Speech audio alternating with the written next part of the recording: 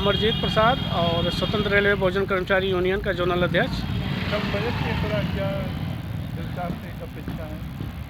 हम इस भारत सरकार और माननीय मोदी जी से ये अपेक्षा करते हैं कि रेल कर्मचारियों के हित में जो क्राइटेरिया है, जो हम लोगों का स्लैब है कटौती का, उसको बढ़ाया जाए। जो 10% का क्राइटेरिया है 5 लाख पे, उसको 10 लाख किया जाए, उसके बाद 10% किया जाए।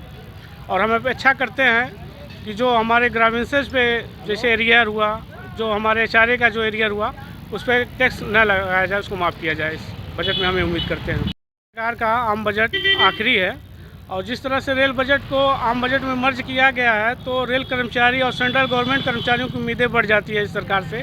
क्योंकि जिस तरह से पहले हमारा रेल बजट आता था तो हमें काफ़ी चीज़ें समझ में आती थी और कई चीज़ों को हमको लाभ भी मिलता था। लेकिन जब से आम बजट में मर्ज किया गया रेल बजट को, तो काफ़ी चीज़ें उसमें छुपी भी रहती है और हमारे तक वो जानकारी पहुंच नहीं पाती है। तो उन चीज़ों को विस्तार रूप में कर्मचारियों के सामने प्रकट किया जाए, ताकि इस सरकार के प्रति लोगों का विश्वास बढ़े। और जिस तरह से लगातार संवैधानिक हमारे अधिकारों का हनन हो रहा है और सरकार जिस तरह से निजीकरण पे कारखाना और हमारे औद्योगिक धंधों को इस तरह से बर्बाद कर रही है, तो इस बजट में इस तरह का रिकमेंडेशन होना चाहिए कि सरकारी क्षेत्रों को बचाया जाए और आम हित में, आम जनमानस में फैसला लिया जाए। यही हम उम्मीद करते हैं। पुरानी पेंशन जो है बहाल होनी चाहिए, क्योंकि जब तक पुरानी पेंशन बहाल नहीं होगी, कर्मचारी बेचारे रिटायर होने के बाद परिवार भी उनको पूछेगा नहीं, क्योंकि वो पुरानी पेंशन बुढ़ौती की लाठी है और जो लाठी ही नहीं मिलेगी तो कैसे आदमी चलेगा। भाई जो कमा रहे हैं ज़िंदगी भर, वो तो बच्चों परिवार के लिए कमा रहे हैं। रिटायरी के बाद जो दवा दारू अपने के लिए होता है पेंशन, वही तो हम लोग की लाठी है। वही नहीं मिलेगी तो बताइए कैसे हम लोग चलेंगे, कैसे जिएंगे। क्या नाम है? खुर्शीद अहमद। क्या नाम है? मेरा नाम संतराज है। बजट पेश होना है, सरकार से आपकी क्या अपेक्षा है? हमारा यही कहना है कि बजट में जो है कर्मचारियों के लिए जो है कुछ व्यवधान नहीं रखा गया है, व्यवस्था नहीं की गई है। जैसे तमाम OPS का मामला है हमारा लटका हुआ, अभी तक जो है पेंशन बहाली नहीं हुआ। कर्मचारियों में काफ़ी नाराज़गी है और जो हमारे राजनेता हैं वो पेंशन पा रहे हैं और हम जो है 60 वर्ष की आयु में जो है सेवा करने के बाद भी जो है हमको पेंशन नहीं दिया जा रहा है। इसलिए कर्मचारियों में बहुत पैमाने पर जो है बड़ा आक्रोश है और कर्मचारियों को लोग की व्यवस्था उसमें नहीं दी गई है, जो कर्मचारियों को नहीं जो है। और इसके पहले जो हमारे 11% DA जो है कोरोना काल में समाप्त कर दिया गया, उसके लिए भी जो सरकार ने कोई व्यवस्था नहीं की है कि जो पुनः जो है बहाल तो की है, लेकिन उसको देना चाहिए हमको एरियर के रूप में, वो भी नहीं दिया गया है कर्मचारियों को।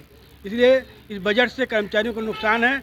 अब पिछले जो 14 में सरकार आई थी गवर्नमेंट BJP की, उसमें जो है जो इनकम टैक्स का सिलेबस नहीं बढ़ाया गया और अभी तक नहीं बढ़ाया गया। अब क्या है इनका प्रावधान, ये तो सामने आने पर ही पता चलेगा। सिलेबस बढ़ाना चाहिए था। और भी कटौती का जो है हमारा सीमा था वो भी नहीं बढ़ाया गया।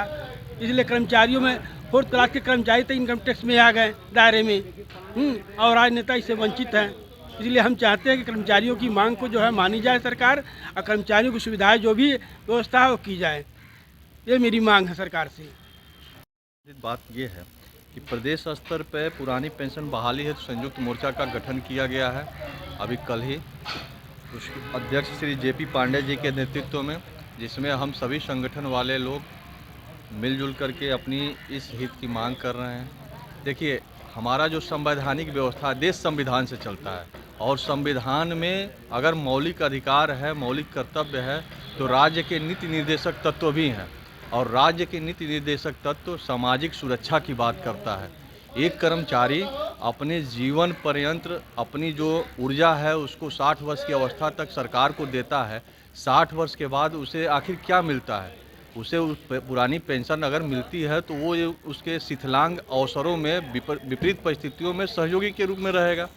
सरकार से हमारी बस इतनी सी मांग है कि हमें एक सामाजिक सुरक्षा के दृष्टि से ही पुरानी पेंशन को अपनाए हमें दें, जिससे हमारी बुढ़ापा जो है, जिस समय हमें ज़्यादा से ज़्यादा पैसों की आवश्यकता होगी अपने शरीर के इलाज से लेकर के और हर तरह की सामाजिक सुरक्षाओं को दृष्टिगत होते हुए, तो उस पर हमारी मांग है और हम लोग प्रयास कर रहे हैं। कई राज्यों में मिला है, 5 राज्यों में हो चुका है। आशा है सरकार इस पर दृष्टि रखेगी।